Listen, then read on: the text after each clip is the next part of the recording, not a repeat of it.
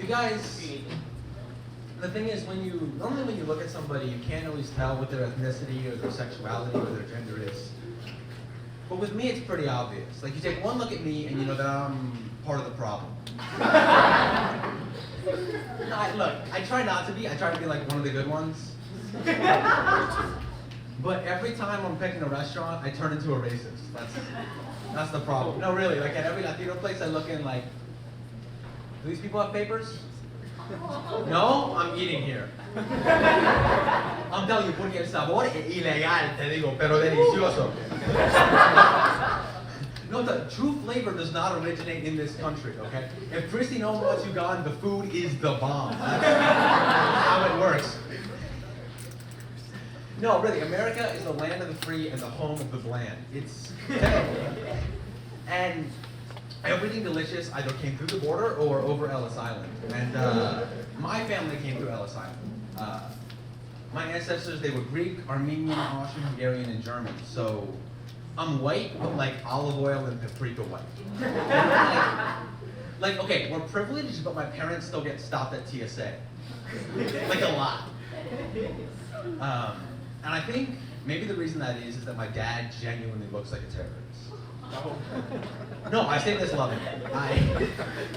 No, really, just, okay, he's got a lot of Middle Eastern and Mediterranean blood, so he's got dark brown skin, many shades darker than mine. He's got this, like, wild, unreadable stare. He always has this, like, scruffy gray beard he never shaves, and this, like, tousled hair. And he doesn't care much about his appearance. He's nearly 70. He doesn't care, so he wears, like, slightly tattered, disheveled clothes, and he has, like, a 30-year-old black bag, unmarked, with no logos. He's like one Allahu Akbar away from a cavity search. He's teetering on the edge.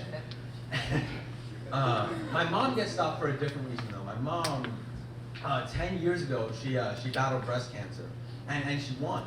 But to do it, she had to get a mastectomy. And the doctors asked her whether she wanted to get an implant, and she refused. Because she doesn't care what people think. She just walks around with one breast. Because she doesn't care about other people's opinions. She beat cancer. She's a badass.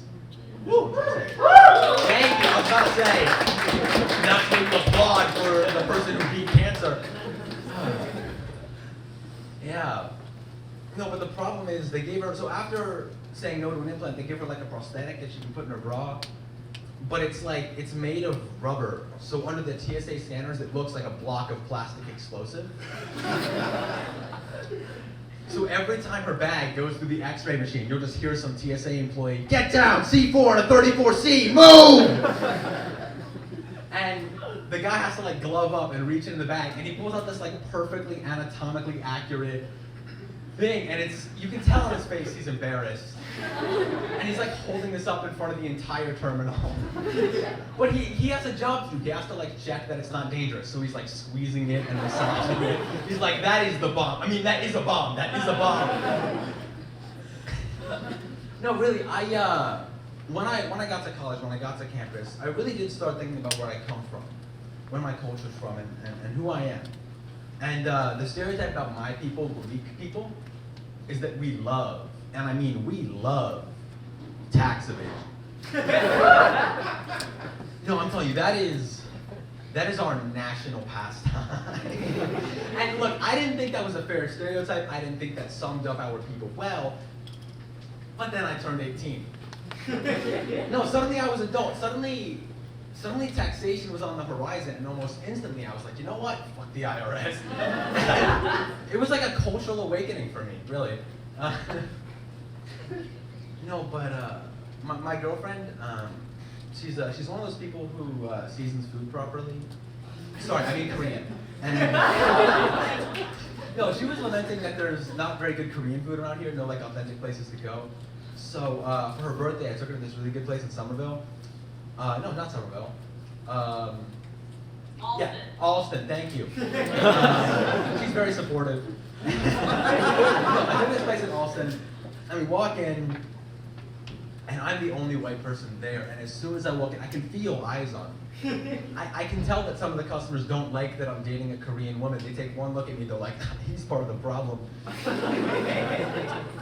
I begin to feel racially uncomfortable and unwelcome, and in that moment, I knew that I was going to have a fantastic culinary experience.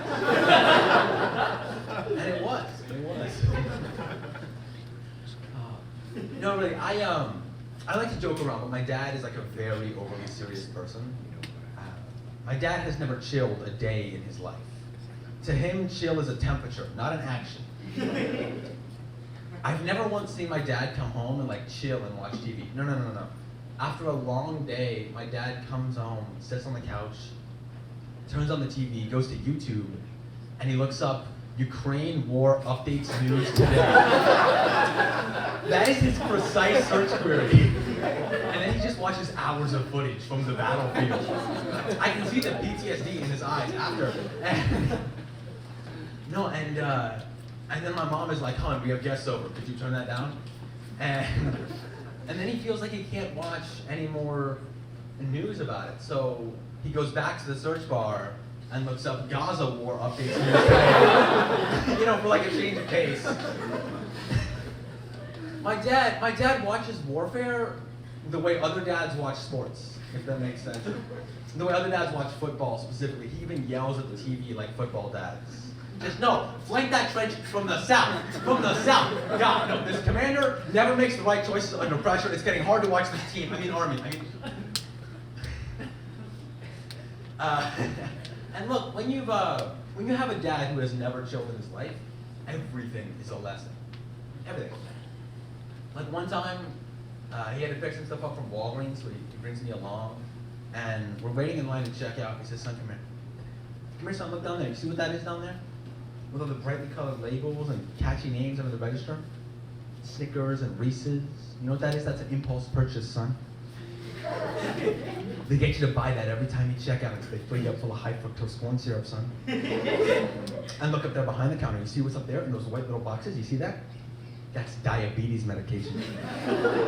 They say the poison for the first 30 years, and then the antidote for the last 40, if you last that long. That's how they get you, son. I was like, "Dad, I'm 8. Also, who is they?" I've learned more about my parents though recently, because last year I was filling out college applications, and I got to the section about parents' marital status. There's like a little drop-down menu. So I click married, and my mom says, "Funny story." I thought, funny story? Shit. Okay, so look, my mom never refills the ice cube trays, my dad snores like a freight train, I'm leaving the house, they have no reason to stay together, they're getting a divorce, we're cooked. And then my dad says, "No, actually, we never got married." Yes, he lied to me for 18 years. There's even a photo of my mom in a dress and my dad in a suit next to all the other wedding photos at my grandmother's house. And I just thought that was the wedding. Turns out it was a friend's wedding, and they just called over the photographer like, hey, help us pull this generational prank. This is gonna be great. No, so I finished up my work that night and I went downstairs for coffee at 8 p.m. because I'm Greek and that's just what we do. And my dad's sitting there also having coffee at 8 p.m. because it's Greek and it's what we do.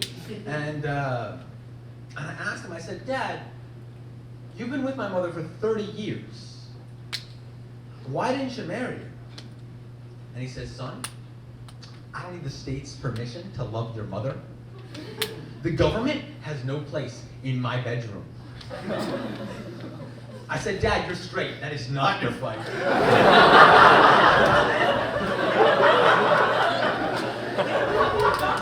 I don't think I would even get some politics.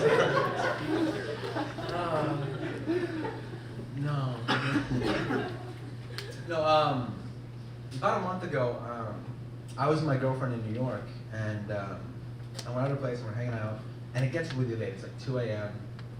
And just when things start to get heated, we open the drawer and realize we're out of condoms. Stay with me here, princess.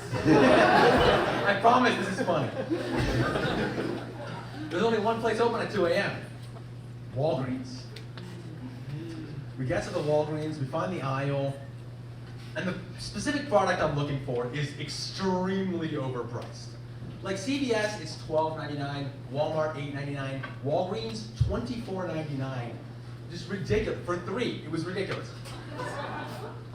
And then I realized that surrounding this particular product, there were baby diapers, and baby formula, and baby powder, and pacifiers. And I said, "Babe, come here." Okay, look down there. You see what's down there? No, really, you see what's down there? Pampers, diapers, and Little Spoon baby food, and Johnson & Johnson baby powder. You see that? It's meant to stick the fear of the eventuality in your mind. Prepping the seed of terror of children. And look up there. See that, babe? And those little boxes up there?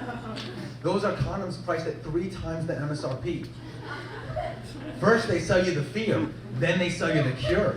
That's how they get you.